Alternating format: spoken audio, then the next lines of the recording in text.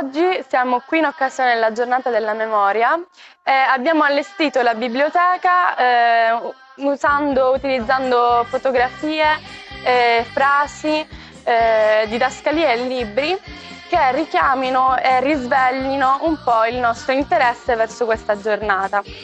Oggi nella mia classe abbiamo creato un percorso didattico con cui abbiamo deciso di illustrare ai visitatori tramite dei libri, foto e documenti per ricordare il 27 gennaio, la giornata della memoria. Abbiamo incontrato anche la professoressa Stefania Mazzone.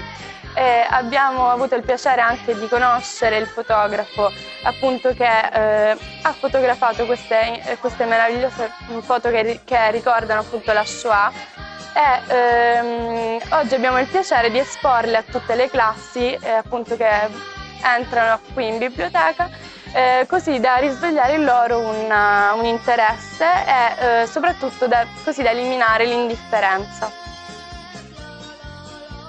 I documenti sono stati appesi appunto alla biblioteca tramite del filo spinato, richiamando l'effetto dei campi di concentramento.